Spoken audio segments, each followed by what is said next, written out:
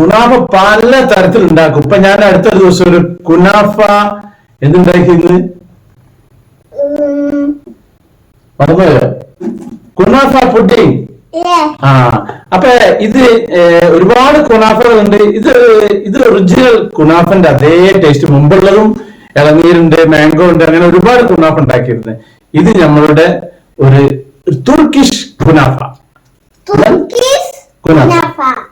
ഇപ്പൊ കുനാഫന്റെ ഡോക്ക് ഭയങ്കര വിലയാണ്. അപ്പൊ അതിന് പകരം ഞങ്ങള് വേറൊരു സാധനം കൊണ്ട് ഉണ്ടാക്കിയിട്ടുള്ളത്.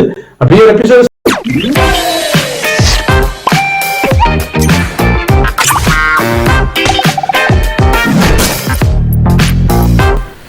ഇത് ഡയമീറ്റർ കൂടിയിട്ടുള്ള ഹൈറ്റ് കുറഞ്ഞിട്ട് ഒരു പുതിയൊരു വട്ടപാത്രമാണ്. അത് അലൂമിനിയം പാത്രമാണ്. അതിൻ്റെ അടപ്പമുണ്ട് കൂട്ടത്തിൽ. അപ്പോൾ ഇതിൽ ഇങ്ങനെ സ്റ്റാൻഡ് വെച്ച് ഇങ്ങനെ നമ്മുടെ കലാപരിപാടി നടക്കാൻ പോകുന്നത്. അപ്പോൾ അതിനാദ്യമായിട്ട് വേണ്ട നമുക്ക് ഇങ്ങനത്തെ വളരെ നൈസായിട്ടുള്ള സേമിയ 200 ഗ്രാമിൻ്റെ 2 പാക്കറ്റ്. അത് ഞാനൊരു ഇതിലാണിത് ചൂടാക്കുന്നത്. അപ്പോൾ അതിന് വേണ്ടിയിട്ട് ആ ഒരു പാത്രത്തിൽ തന്നെ ഞാനിത് കട്ട് ചെയ്ത് നിങ്ങളെ സൗകര്യം പോലെ കട്ട് ചെയ്യുക. ഇതിങ്ങനെ പുറത്തേക്ക് ഇട്ടിട്ട് നമുക്ക് കത്രിക കൊണ്ട് ഇങ്ങനെ വേണമെങ്കിൽ ഒരു 1/2 ഇഞ്ച് കനത്തിൽ കട്ട് ചെയ്യുക. അതല്ലെങ്കിൽ ഇതേപോലെ കൈ കൊണ്ട് ഇങ്ങനെ ആക്കാം. അങ്ങനത്തെ 2 പാക്കാണ് ഞാൻ ഇതാക്കുന്നത്. അങ്ങനത്തെ കഴിഞ്ഞ ശേഷം ഒന്ന് കൈ കൊണ്ട് ഇങ്ങനെ കംപ്ലീറ്റ് ഒന്ന് അമർത്തി ശരിയാക്കുക. ഇതേപോലെ ഇങ്ങനെയും ചെയ്യുക. നിങ്ങളുടെ സൗകര്യം പോലെ ചെയ്യുക. അധികം പറ്റ പൊടിയായി പോയത്, എന്നാലും ഒരു സ്വല്പം വലുപ്പം ഉണ്ടാവും വേണം. അപ്പോൾ ഇതിലേക്ക് ഞാൻ പഞ്ചസാരൻ്റെ പൊടി ഇടുന്നുണ്ട്. പഞ്ചസാരൻ്റെ പൊടി തന്നെ ആയിരിക്കണം. അത് കുറച്ച് ഒരു 3-4 ടേബിൾ സ്പൂൺ ഇട്ടാൽ മതി. നല്ലോണമായിട്ട് മിക്സ് ചെയ്യുക. കൈ കൊണ്ട് തന്നെ മിക്സ് ചെയ്യുക. ഇപ്പം നമ്മൾ അടുപ്പത്ത് വെച്ചിട്ടില്ല. ഇപ്പം നമ്മൾ പുറമെ വെച്ചിട്ടാണ് ഇത് കംപ്ലീറ്റ് ഈ കലാപരിപാടി.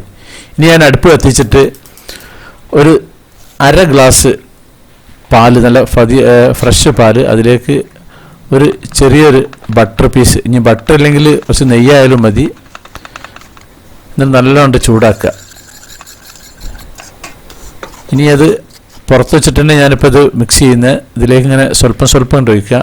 ഇനി ബട്ടർ കുറച്ച് അധികം ഉണ്ടെങ്കിൽ പാലിൻ്റെ ആവശ്യമില്ല, ബട്ടർ മാത്രം ഉപയോഗിച്ചാലും മതി.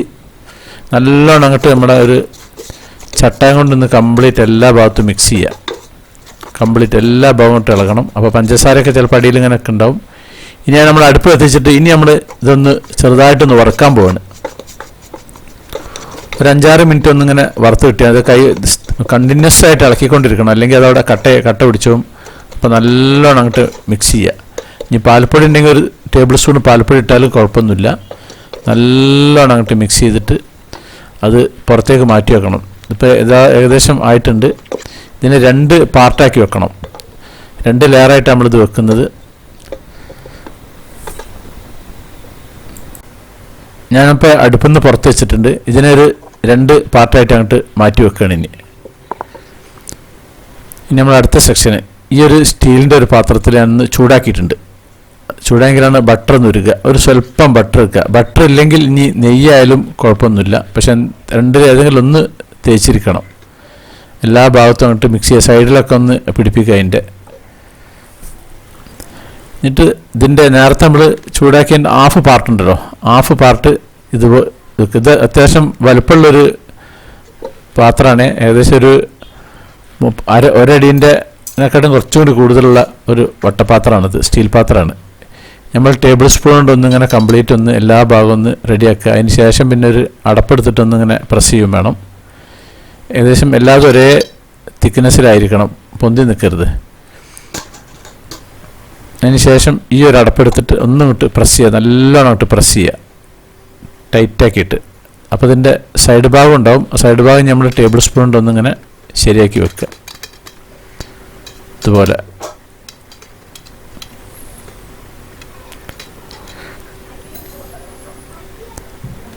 ഇനി ഇതിൻ്റെ മുകളിൽ ഒരു 3-4 ടേബിൾ സ്പൂണ് പഞ്ചസാരൻ്റെ പൊടി അതിലേക്ക് ഇടുക. ഇനി അടുത്തത് ഒരു 2.5 ഗ്ലാസ് പാല്, നമുക്ക് ക്രീം ഉണ്ടാക്കണം. 2.5 ഗ്ലാസ് ഫ്രഷ് പാല്. ഇത് അടുപ്പിൽ വെക്കുന്നതിൻ്റെ മുമ്പ് തന്നെ കുറച്ച് മിക്സിങ് ഉണ്ട്. അതിലേക്ക് ഒരു 5 സ്പൂണ് കോൺഫ്ലവറിൻ്റെ പൊടി ഇടുക. എന്നിട്ട് നല്ലോണം അങ്ങോട്ട് മിക്സ് ചെയ്യുക. കാരണം എന്താ വെച്ചാൽ ഇത് അടിയിലിങ്ങനെ കട്ട പിടിച്ച് കിടക്കും. ഈ കോൺഫ്ലവറിന് അങ്ങനെ ഒരു കുഴപ്പമുണ്ട്.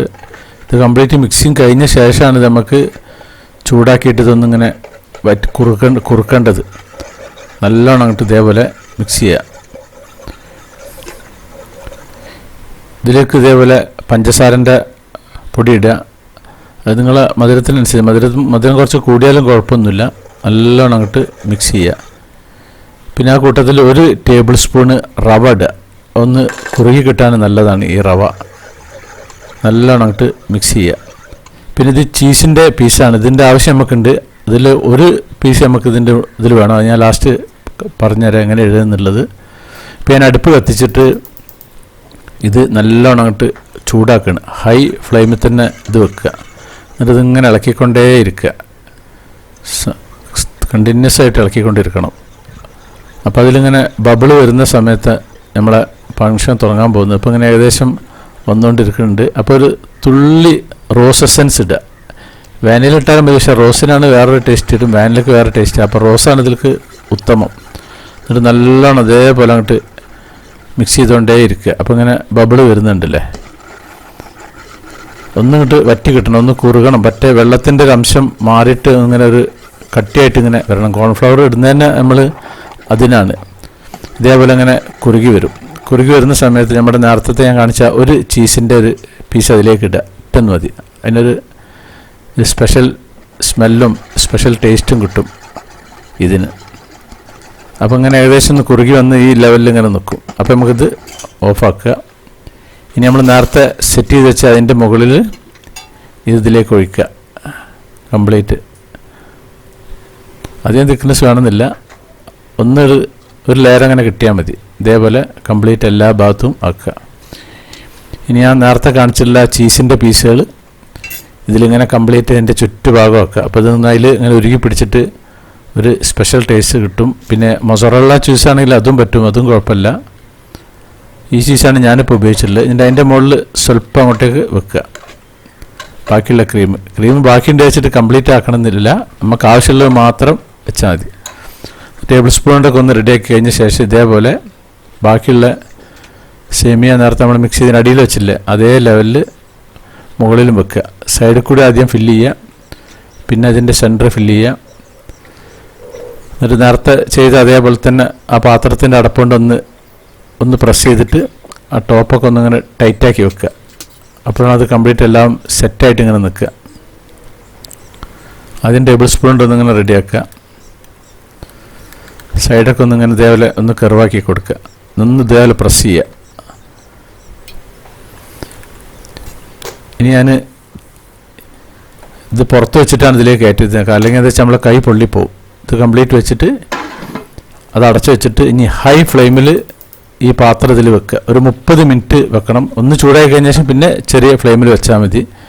ഈ സമയത്ത് നമുക്ക് ഇനി വേറെ കുറച്ച് കലാപരിപാടികളുണ്ട്. 30 മിനിറ്റ് വെച്ചാൽ നമുക്കിത് സംഭവം റെഡി കിട്ടും. അപ്പം ഇനി ഒരു 2 കപ്പ് പഞ്ചസാര, ഇതിന് പഞ്ചസാര ലായനി നമുക്ക് വേണം. അപ്പോൾ അവിടെ അടുപ്പത്തെ വർക്ക് നടക്കുന്ന സമയത്ത് ഇത് നമുക്കിവിടെ ചെയ്യാം. ഒരു 2 ഗ്ലാസ് വെള്ളം, 1 ടേബിൾ സ്പൂണ് നെയ്യും, പിന്നെ ഒരു തുള്ളി റോസിൻ്റെ എസൻസും, പിന്നെ നമ്മളെ നെയ്യും ഇട്ടിട്ട് ഇതൊന്ന് നല്ലോണം അങ്ങോട്ട് ചൂടാക്കിയിട്ട് ഒന്ന് കുറച്ച് വറ്റിച്ചങ്ങോട്ട് എടുക്കുക. ഇതുപോലെ ആക്കിയെടുക്കുക. ഇപ്പോൾ നമ്മളെ 30 മിനിറ്റ് കഴിഞ്ഞിരിക്കുന്നു. ഹൈ ഫ്ലെയിം കഴിഞ്ഞ ശേഷം പിന്നെ ഏറ്റവും ലോ ഫ്ലെയിമിൽ വെച്ചാൽ മതി. ഇപ്പോൾ ഞാനിത് പുറത്തേക്ക് എടുത്ത് വെച്ചിട്ടുണ്ട്. ഇതിനുള്ളിൽ നിന്ന് ഇപ്പോൾ എടുക്കാൻ പ്രയാസമായിരിക്കും, കാരണം കൈ പൊള്ളും. അപ്പോൾ അതുകൊണ്ട് എന്താ വെച്ച് കഴിഞ്ഞാൽ ഇതിൻ്റെ മുകളിലൂടെ ഈ ചൂടോടെ തന്നെ നമ്മളെ ഈ പഞ്ചസാര ലായനി അങ്ങോട്ട് ഒഴിക്കുക കംപ്ലീറ്റ് ടോപ്പിൽ.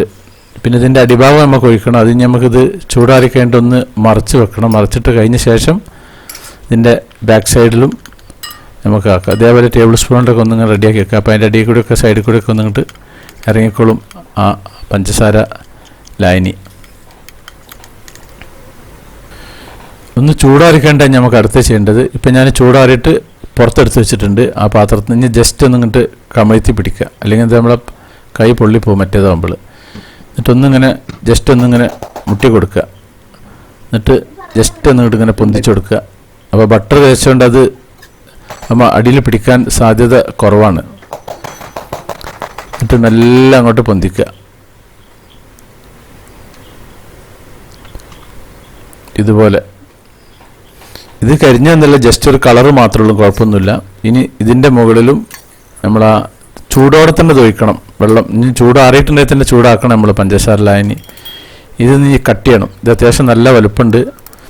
ഞാനിതിനെ 8 പീസായിട്ടാണ് മുറിക്കുന്നത്. ഇതിനെ സെൻട്രൽ ഇങ്ങനെ മുറിച്ചു, ഇപ്പോൾ 4 പീസായി. ഇനി ഇതിനെ ഒന്നുകൂടി മുറിക്കും കട്ട് ചെയ്തിട്ട്, അങ്ങനെ 8 പീസ്.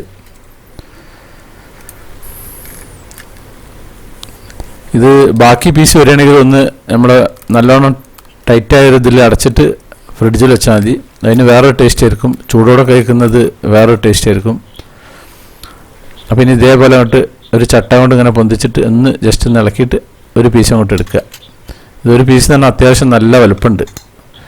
അതേപോലെ ഇനി ഇതൊക്കെ എടുക്കുക. നമ്മുടെ ചാനലിൽ ഒരുപാട് കുണാഫ ഉണ്ട്. ഇതൊരു വേറെ ടൈപ്പ് കുണാഫയാണ്, ഏകദേശം ഒരു അറേബ്യൻ തുർക്കി ടേസ്റ്റുള്ള അതേ ഒരു കുണാഫയാണ്. അപ്പോൾ അതുപോലെ നമ്മുടെ ചാനലിൽ ഒരുപാട് വേറെ ഐറ്റംസ് ഉണ്ട്, അതൊക്കെ നിങ്ങൾ കാണുക. ഓക്കെ, എന്നാൽ ഒരുപാട് യാത്രകളുണ്ട് നമ്മളുടെ ചാനൽ, അതും കാണുക. അപ്പോൾ നമ്മുടെ സാക്സ് വെറൈറ്റീസ് ചാനൽ നിങ്ങൾ ആദ്യമായിട്ട് കാണുന്നവരാണെങ്കിൽ അത് സബ്സ്ക്രൈബ് ചെയ്യാൻ മറക്കരുത്. അതുപോലെ ലൈക്ക് ചെയ്യാൻ മറക്കരുത്, കമൻറ്റ് ചെയ്യാൻ മറക്കരുത്, ഷെയർ ചെയ്യാൻ മറക്കരുത്. എന്നാൽ താങ്ക് യു.